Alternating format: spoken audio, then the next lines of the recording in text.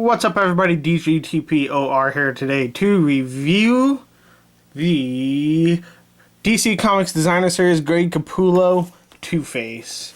And this was a pretty hard guy to get my hands on. I gotta say, I went through a lot of loops and holes. I mean, he didn't come out when these three came out, and had to wait a long time to get him, and some places said he was exclusive, which I don't think he really is exclusive, but I'm very excited for him. You want to take a quick look at the package. You got Two-Face right there, you got DC Comics Designer Series Greg Capullo 10th figure on the wave. You got the white Two-Face right there, and you got on the back DC Comics Designer Series Greg Capullo. Then you got the rest of the figures from the wave. Then on this you got some beautiful Greg Capullo artwork of Two-Face right there, bat symbol, Two-Face, yada yada yada, and legal information right there, and right there another bat symbol and Greg Capullo and DC Comics Designer Series. So I'll pop this baby open and get right into it because I'm really excited. I want to take a quick look in the box. You see you got the Batwoman right here, parted Two-Face right here, Batman right here, head of Two-Face right here, Batman right here, and head of Two-Face right here, and Commissioner Gordon right here. And here you go, you got Two-Face out of the package, and I gotta say I'm pretty happy with this figure. It's you know, it just has the minor gripes about it, like the same gripes the Riddler had, and we'll get into that. But I gotta say this is a pretty kick-ass head sculpt. Pretty kick-ass. I like that a lot. Over here, that's a lot of detail right here over in the burn section. That's a lot of detail. You see you got the flesh going over the eye. Got the blackout, so there's no eye in there, and you got the teeth over here and the gum missing and all that muscle and stuff. That's really, really nice. And you got the darker red that's supposed to be like the kind of blood going through, and you got just all that kind of burnt skin going all the way through. That's all really nice, and you can see they did a pretty good job of separating the brown from the burn. And then you got the hair over here, which is also pretty nice. I think it's all just the same. Well, I think there's a little bit darker brown in there spread out through to give it some definition, but that's a pretty nice head sculpt. And if you look over here, that's a pretty nice head sculpt, as well as Two-Face catches the likeness pretty well, I think. Has a little mean mug going on, a little nice little blue eye that looks really well done in there. And throughout the figure, you got that black and white two-tone thing going on, and they do a pretty excellent job going through with a straight line where it's supposed to be. You don't really see much black or white bleeding onto each other, and unless it's areas that's supposed to be. You can see you got it all through the side. You don't see any white coming through or anything. You don't see any black coming through in the white or anything, which is pretty good for this figure. On the back, it does get a little zigzaggy, but that's understandable. I mean, it's probably just hard to get that such a straight line. You can see it probably goes a little bit over towards the top more than it should, and then it's not perfectly lined up at this split, but it's pretty good. And you do see some white coming out on this side, but not a big deal. You can see on this hand there's detail for the burning on this hand. Pretty nice. That's pretty awesome detail as well, all the way around, all the way through. You got the blood effect speckled through all the way through. Then you got his shoes right here. Then you got, which is pretty nice. Then you got peg holes at the bottom. Even the peg hole, well, you got one peg hole. And then you got the coin right here, which I don't know what kind of coin that's supposed to be by any means. I don't know if the coin in the comic actually looked like this, but who knows. And the only complaints you can get about this figure are the articulations, and that's just because he's a suited character, and it just limits the articulation completely. You do get just a minor tilt back and a minor tilt forward, but you do get all the way around. Well, not all the way around, but you do get a nice around. It kind of, the burn effect, I guess, would limit it from turning this way. What would that be? Turning left. But you know, it happens. Obviously, you don't get any out on the arms because of the tuxedo. You do get all the way around. You do get a single joint, then you do get mid-arm swivel, like so, elbow swivel, if you will. And you do get around on the the hand, or the hands, but you don't get any up and, well, you get a little dice motion, but no up and down and no articulation really. There's no hinge there or anything. Then same with this, you get all the way around it.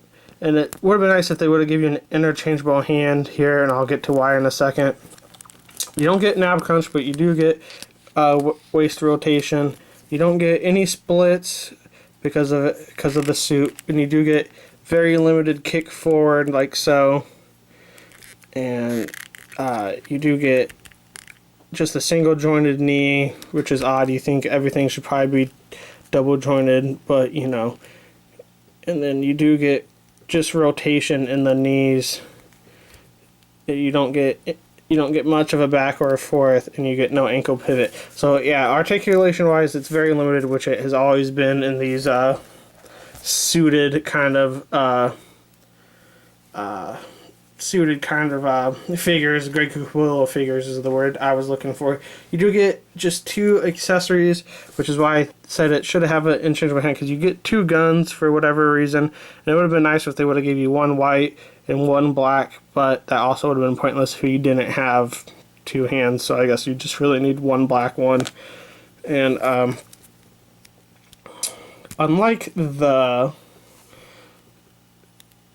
some figures that come out in this Marvel Legends, and I mean, it's also weird that you don't even get a trigger finger hand. You can see there's no trigger finger on there, so you kind of just have to plop the gun in there, and it doesn't even really go. So I don't know why they give you guns in the first place, because you can kind of make it look like he's holding it like that. So the guns are kind of pointless. I guess they just gave it to you to have an accessory.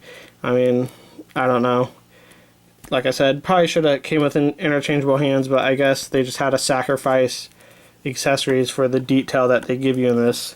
And if you want to look at size comparisons, oh, I meant to grab a ruler. Of course I meant to grab a ruler so I could start measuring these out for you. But if you want a measurement, if you know how big an iPhone 6 is, this is what it is compared to an iPhone 6. But compared to other figures, not from this wave, from the wave before, you got Sub-Zero right here, or not Sub-Zero, I do that every time because of his anime movie. You got Mr. Freeze right here, and you can see Mr. Freeze is a little bit taller, not counting the helmet, he still is taller by probably half a head. And then you got the 0 Year Batman from the same wave right here, and you can see they stand about the same height. And other comparisons, if here he is compared to the 6-inch Bosk figure.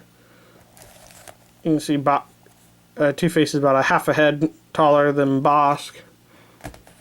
Here he is compared to the Marvel Legends Avengers Age of Ultron Hulk. You can see Hulk is a lot bigger.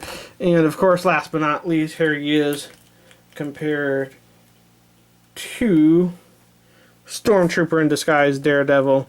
You can see he is about a little bit taller than Daredevil, about half a head taller than Daredevil as well. And there you guys go. This is a pretty good figure. I mean,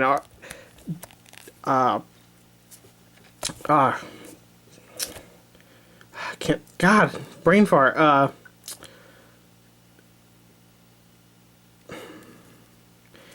Yeah, it's a pretty good figure. Detail-wise is what I'm looking for.